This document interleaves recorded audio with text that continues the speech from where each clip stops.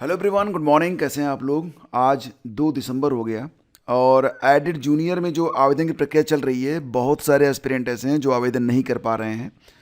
तो फिलहाल तो वेबसाइट तो ठीक ठाक चल रही है, जैसा कि मैं यहाँ पर आपके सामने कर रहा हूँ डेमो, तो बिल्कुल चल रही है। आवेदन के लिए जब आप लॉगिन करेंगे तो यहाँ पर कुछ बच्चों को दिक्कत आ रही है। वो अपना जब अनुक्रमांक डालते हैं, मोबाइल नंबर डालते हैं, तो कई अभ्यर्थी ऐसे भी हैं जिनका मोबाइल नंबर सही होने के बावजूद उनको ओटीपी नहीं मिल रहा है, ये शिकायत आ रही है। और साथ ही साथ ये भी है कि बहुत सारे बच्चे ऐसे भी हैं जिनके मोबाइल नंबर बदल चुके हैं। तो लगभग 159 के आसपास जो आंकड़ा है मिल रहा है कि 159 के आसपास बच्चों का जो मोबाइल नंबर है वो चेंज किया गया है। संपर्क सूत्र ये है जो कि आपको दिख रहा होगा। ईमेल और दूरभाष के द्वारा आप शिकायत करवा सकते हैं अगर आपको कोई दिक्कत आ रही है ऐसी तो, ठीक है। ये ईमेल आईडी है और ये दूरभाष नंबर है। तो क्या दिक्कतें आ रही हैं सामने, अगर आप पहले तो ये दिक्कतें 2 हो गई, इसके अलावा और भी है जो कि पूरी लिस्टिंग यहाँ पर आप देख सकते हैं कि कई सारी समस्याएं से जो अभ्यर्थी हैं वो जूझ रहे हैं। निवास जाति प्रमाण पत्र और अन्य दस्तावेजों से संबंधित दिक्कतें भी आ रही हैं। एक दिक्कत और भी आ रही है कि 40 केबी तक के दस्तावेज अपलोड करने की सुविधा दी गई थी, लेकिन 20 केबी तक ही वो एक्सेप्ट कर रहा है, तो दस्तावेज क्लियर नहीं जा रहे हैं। तो इससे भी बच्चे जो है वो परेशान हैं, ठीक है। और जिनकी शादी हो चुकी है, पहले वो अविवाहित थे 2021 में, अब जिनकी शादी हो चुकी है, एक बात तो है, यहाँ पर एक सुधार किया गया है कि अगर आपको रिजल्ट नहीं मिल रहा है तो उत्तीर्ण अभ्यर्थियों की सूची पर यहाँ पर आप क्लिक करेंगे तो उत्तीर्ण सहायक अध्यापकों की सूची की पीडीएफ और उत्तीर्ण प्रधानाध्यापकों की जो सूची इसकी पीडीएफ यहाँ पर अवेलेबल करवा दी गई है। तो ये झंझट तो आपका समाप्त हो गया है, ठीक है। मतलब अब इसमें तो कोई दिक्कत नहीं आने वाली है। रही बात, अगर आपका जो मोबाइल नंबर है चेंज हुआ है तो आप ईमेल कर सकते हैं, या कॉल तो मुझे कम ही उम्मीद है कि कॉल लगेगी, लेकिन ईमेल आप करके जानकारी ले सकते हैं। इन सब चीज़ों के मद्देनज़र जो अभ्यर्थी हैं उनको इस बात का भय सता रहा है कि कहीं उनके आवेदन निरस्त न हो जाएं। और इधर कंट्रोल रूम को ईमेल पर 1900 लगभग 2000 से अधिक अभ्यर्थियों की शिकायतें मिली हैं। तो ये जानकारी उपलब्ध है, ठीक है। तो यहाँ पर ही आपको आवेदन करना है, डायरेक्ट आपको लॉगिन करना पड़ेगा, कोई रजिस्ट्रेशन नहीं, क्योंकि ये एक तरीके से लॉगिन, यहाँ पर आप अपना रोल नंबर डालेंगे, मोबाइल नंबर डालेंगे, कैप्चा डालेंगे, जनरेट ओटीपी पर क्लिक करेंगे, ओटीपी आएगी, फिर आप लॉगिन हो जाएंगे, फिर आप ये अपना फॉर्म भर पाएंगे। तो ये पूरी प्रक्रिया है, ठीक है ना। कोई दिक्कत तो नहीं होनी चाहिए आपको समझने में। और यूपी पीसीएस का परिणाम जारी किया गया। यूपी पीसीएस 2025 प्री का परिणाम आया और हर बार की तरह इस बार भी जो रिजल्ट है वो बहुत ही अप्रत्याशित है। अभी कट ऑफ के बारे में तो आप बिल्कुल पूछिए ही मत, क्योंकि आयोग तो ये कह रहा है कि हम कट ऑफ तभी जारी करेंगे जब हम भर्ती को फाइनल कर लेंगे। लेकिन ऐसा नहीं है कि केवल यूपीएससी भी अब इसी पैटर्न पर चल रहा है। यूपीएससी ने यानी कि संघ लोक सेवा आयोग ने भी कह दिया है कि वो भी भैया यूपीपीएससी को बहुत सही मान रहा है, और अब परिणाम देने के बाद वो भी उत्तर कुंजी को यानी कि जो फाइनल आंसर की होगी उसको जारी करेगा।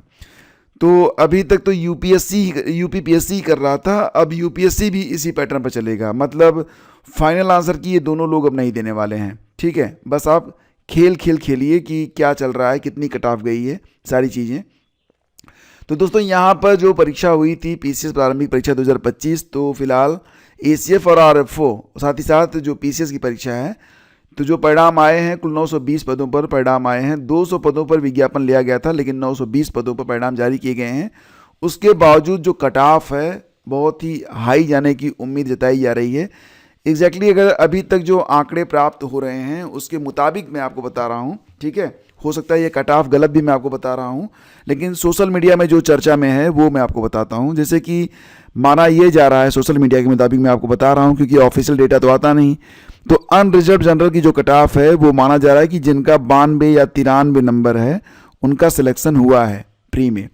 ओबीसी और ईडब्ल्यूएस के बारे में अगर बात करें तो फिलहाल जो रुझान प्राप्त हो रहे हैं उसके मुताबिक माना जा रहा है कि 95 से 96 के आसपास जिनके प्रश्न सही हैं, यहाँ पर प्रश्नों के आधार पर मैं बता रहा हूँ, तो उनका सिलेक्शन हुआ है। वहीं पर अगर देखा जाए एससी का तो लगभग 88 के आसपास जा रहा है, 88 प्रश्न इनके सही हैं। एसटी का 75 के आसपास माना जा रहा है, और जो फीमेल्स हैं उनकी कट ऑफ भी मानी जा रही है कि लगभग 90 के आसपास हो सकती है, 88 से 90 के बीच में जा सकती है गर्ल्स की कट ऑफ। तो ये एक अनुमानित है, ठीक है। लेकिन एक बात तो बिल्कुल तय है कि ओबीसी और ईडब्ल्यूएस की जो कट ऑफ है ये जनरल से काफ़ी ऊपर गई है। हर बार इतना, जैसा कि आर में भी हुआ था उसी प्रकार से। अब इसका रीज़न क्या है? अभी तो जो यहाँ पर बड़े बड़े यूट्यूब चैनल हैं, बड़े बड़े जो एक्सपर्ट हैं, वो कह रहे थे कि अगर आप 85 पर हो तो आपका प्री निकल जाएगा। अब मामला यहाँ पर 95 पर भी टिक नहीं रहा है। आर में भी कुछ ऐसा ही हुआ था। तो भरोसा किस पर करें? फिलहाल दोस्तों मैं यही कहूँगा कि जो भी कट ऑफ सोशल मीडिया में वायरल हो, आप मान चलना कि उससे 10+ ही जानी है। और अगर आपको ये परीक्षा क्रैक करनी है तो आप 150 प्रश्नों का जो सेट होता है उसमें आप श्योर रहो कि कम से कम 115 सही मार के आओगे, और गलत भी नहीं होना चाहिए, क्योंकि गलत हुआ तो 115 से स्कोर नीचे चला आता रहेगा। तो मतलब 115, जो भी खेल खेलना है आपको सही गलत का, वो इसके ऊपर खेलो। 115 के अगर मतलब ये स्कोर गड़बड़ हो रहा है ना, तो मान लेना कि सिलेक्शन नहीं होने वाला है। तो कट ऑफ बहुत ही हाई जा रही है। और अब जो बच्चे हैं या तो बहुत ही समझदार हो गए हैं, बहुत ज़्यादा पढ़ाई कर रहे हैं, या फिर यहाँ पर ये भी हो सकता है कि इतनी ज़्यादा संख्या हो रही है कि मे भी, जैसे होता है ना कई बार कि तुक्का लग जाता है लोगों का, तो लेकिन तुक्के पर तो नहीं हो सकता। मैं मानूंगा कि बच्चे पढ़ रहे हैं, ठीक है ना। चलो दोस्तों, इसी के साथ आगे बढ़ते हैं। और टीजीटी पीजीटी परीक्षा में बिना टीईटी वालों को सम्मिलित करने के मामले में जवाब मांगा। तो बेसिकली यहाँ पर टीजीटी की जो बात चल रही है ना, तो ये यूपी की जो एलटी गेट की परीक्षा है, जिसकी परीक्षा 6 तारीख होने जा रही है, उसके बारे में यहाँ पर बात हो रही है। अखबार वाले इतना तो जानते नहीं ना, तो टीजीटी लिख देते हैं। तो फिलहाल यहाँ पर ये मामला है, और जो पूरा मामला है ये काफ़ी संवेदनशील हो गया है।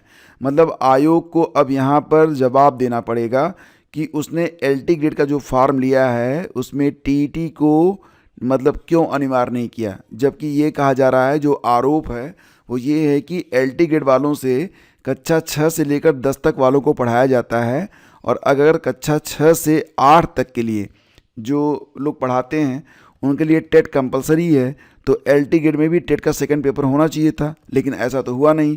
तो फिर किस बिना पर बिना टीईटी पास वालों से ये आवेदन लिए गए जिसकी परीक्षा करवाई जा रही है। और अब कोर्ट भी यहाँ पर सक्रिय हो गया है। कोर्ट ने क्या कहा है कि 3 दिनों में जवाब मांगा है। कोर्ट ने आयोग से 3 दिनों में जवाब मांगा है। अब देखो, आयोग को तो जो निर्देश मिलता है उसी के आधार पर आयोग विज्ञप्ति जारी करके आवेदन लेता है, परीक्षा करा के वो सौंप देता है।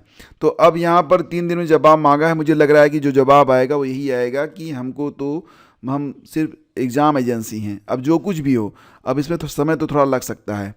कोर्ट ने मामले को आवश्यक मानते हुए ये भी कहा कि जवाब दाखिल नहीं किया तो माध्यमिक शिक्षा निदेशक अगली सुनवाई पर रिकॉर्ड के साथ उपस्थित हों। यह आदेश न्यायमूर्ति सरल श्रीवास्तव और न्यायमूर्ति सुधांशु चौहान की खंडपीठ ने जयहिंद यादव और अन्य की याचिका पर वरिष्ठ अधिवक्ता अशोक खरे और अधिवक्ता संजय कुमार यादव को सुनकर दिया है। सीनियर एडवोकेट अशोक खरे और अधिवक्ता संजय कुमार यादव ने कोर्ट को ये बताया कि अब देखो, ये लाइन ना काफ़ी इंपॉर्टेंट है आप लोगों के लिए, इसको ध्यान से समझना कि 1989 में सीटी के डाइंग कैडर घोषित होने के बाद सरकार 1991 के शासनादेश के तहत एलटी ग्रेड शिक्षक से ही कक्षा 6 से 8 तक के विद्यार्थियों को पढ़वा रही है, जो शिक्षा के अधिकार अधिनियम 2009 के विपरीत है। उन्होंने बताया कि एनसीटी की 23 अगस्त 2010 की अधिसूचना में निर्धारित किया गया है कि कक्षा 6 से 8 तक के बच्चों को पढ़ाने के लिए टीईटी उत्तीर्ण होना कंपलसरी है। तो शिक्षक की योग्यता में छूट नहीं दी गई है। फिर भी प्रदेश सरकार जूनियर लेवल में न तो कोई भर्ती कर रही है, न ही एनसीटी की अधिसूचना के अनुसार योग्य अध्यापकों का मतलब पठन करा रही है। तो एनसीटी की साफ गाइडलाइन है कि कक्षा 1 से 8 तक बिना टीईटी पास के कोई भी शिक्षक पढ़ा नहीं सकता है। तो सरकार 1989 के शासनादेश में शासकीय व अशासकीय विद्यालय में सीटी ग्रेड को डाइंग घोषित किए जाने और कोई नई नियुक्ति नहीं की जाने की बात है। ऐसे में सीटी ग्रेड के अध्यापक को एलटी ग्रेड में सम्मिलित किया गया है। तो मतलब ये जो पूरा मामला है ना, ये काफ़ी जो है रोचक हो गया है। लेकिन दोस्तों, मैं आप लोगों से कहना चाहूँगा कि आप फिलहाल जिनकी परीक्षाएं बिल्कुल सन्निकट हैं, 6 और 7 तारीख की जिनकी परीक्षाएं हैं, वो लोग बिल्कुल भी अपनी स्टडी को स्टॉप नहीं करेंगे इस खबर के आधार पर। और मैं क्यों कह रहा हूँ, क्योंकि आपकी परीक्षा हो रही है, देन हो रही है। बाकी इनका जो है खेल के लिए चलता रहेगा, जो कुछ भी है ये जवाब देते रहेंगे, कोर्ट सही डिसीजन ही लेगा, ठीक है। लेकिन जो कुछ भी है, फिलहाल तो आपको अपनी परीक्षा पूरे मनोयोग से देना है, ये मैटर है। और हर एग्ज़ाम से पहले कोई ना कोई मैटर कोर्ट में पहुंच जाता है, और जो मानसिक व्यवस्था होती है इंसान की वो गड़बड़ाने लगती है, तो वो आपको गड़बड़ नहीं होने देना है, ठीक है। और इस न्यूज़ के आधार पर ये कतई भी आप मत अनुमान लगाइएगा कि परीक्षा के शेड्यूल में कोई फेरबदल हो रहा है। कोई फेरबदल नहीं होगा, ठीक है। पढ़ते रहिए, मैं आपसे यही कहना चाहूँगा, पढ़ते रहिए। बिल्कुल भी आपको किसी भी की भी बातों में नहीं आना है, अन्यथा आपका बड़ा नुकसान हो जाएगा। 8 साल के बाद ये वैकेंसी आई है, नेक्स्ट वैकेंसी पता नहीं कब आएगी, ठीक है ना, ध्यान रखना इसको। और कांस्टेबल जीडी के 25,487 पदों पर भर्ती के लिए आवेदन आज से शुरू हो रहे हैं। ये भर्ती कौन कर रहा है? तो एसएससी के थ्रू ये भर्ती हो रही है। और इसमें सीएपीएफ और असम राइफल्स के राइफलमैन, मतलब कुल मिला के 25,487 पद हैं। तो इस पर आवेदन आप कर सकते हैं। पुरुष वर्ग में 23,467 पद हैं, महिला वर्ग में 2,020 पद हैं। तो 31 दिसंबर इसकी लास्ट डेट है। अगर आप आवेदन करना चाहते हैं तो 31 दिसंबर तक आप आवेदन कर सकते हैं। और इसमें पहले चरण की कंप्यूटर आधारित परीक्षा फरवरी से अप्रैल 2026 के बीच संभावित है, अभी डेट आई नहीं है। और एसएससी ने साफ किया है कि पदों की संख्या संभावित है, घट बढ़ सकती है। तो अगर आपको आवेदन करना है तो फटाफट आप आवेदन कर दीजिए। वहीं पर प्रवक्ता पॉलिटेक्निक के 513 पदों पर आवेदन आज से स्टार्ट हो रहे हैं, ठीक है।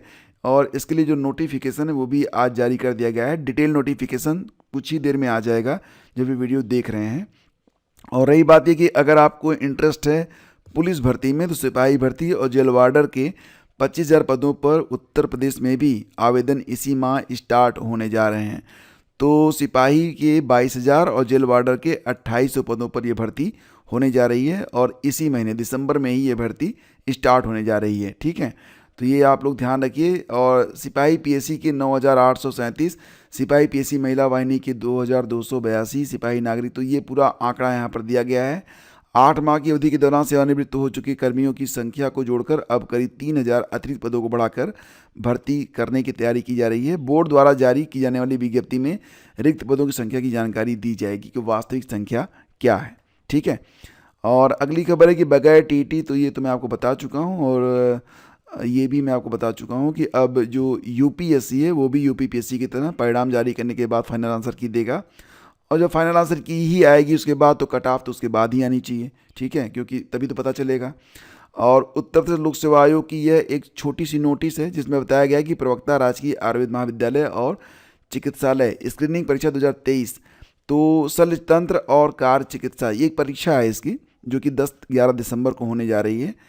तो पता होना चाहिए आपको कि एक परीक्षा होने जा रही है। और ये स्टार्ट नोटिस है जो मैंने आपको भी बताया था कि इसका डिटेल नोटिफिकेशन थोड़ी देर में आ जाएगा, तो आपको पता चल जाएगा। इसमें आवेदन कौन लोग कर पाएंगे? तो जो लोग बीटेक वगैरह किए हुए हैं वही लोग इसमें आवेदन कर पाएंगे। तो ये ध्यान रखना, कुल पद 513 होने वाले हैं। और शैक्षिक अर्हता, तो जो लोग बीटेक डिग्री होल्डर हैं, उम्र सीमा वही रहेगी 21 से 40 साल के बीच में। तो दोस्तों ये थी आज की complete update. Thank you so much हमसे जुड़ने के लिए। वीडियो को लाइक और शेयर जरूर कीजिएगा।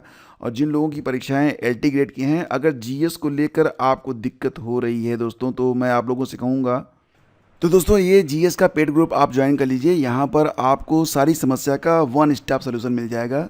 जितना भी स्टडी मटेरियल होता है जीएस का, करंट का, सारे मटेरियल मिल जाएंगे। और जितने भी लेक्चर आपको यहाँ पर इस चैनल पर करवाए जाते हैं, जितने भी मॉडल पेपर आपको मिलते हैं, सारी डिटेल पीडीएफ आपको यहाँ पर मिल जाती है। तो आपकी परीक्षा अभी तो फिलहाल शुरू हुई है, जनवरी तक चलेगी। तो जीएस का यह वन स्टॉप सोल्यूशन है। करना कुछ नहीं है, बस आप एक बार डिस्क्रिप्शन चेक कर लेना। हालांकि इसकी जो फीस है ये काफ़ी कम कर दी गई है। 499 की जगह मात्र आपको 299 रुपये ही आपको देने हैं। तो बस इतना सा पेमेंट करके आप ग्रुप से ऐड हो सकते हैं और इसके बाद सारी सहूलियतों का लाभ आप उठा सकते हैं। डेफिनेटली आपको फ़ायदा होगा। और मुझे लगता है कि आपके करियर से बढ़कर कोई भी, मतलब 200-300 रुपये में क्या होता है भाई, आपकी जॉब लग जाए तो इससे बेहतर क्या होगा, आपका प्रदर्शन थोड़ा सा बेटर हो जाए, इससे बढ़िया क्या होगा। Thank you, have a great day, जय हिंद।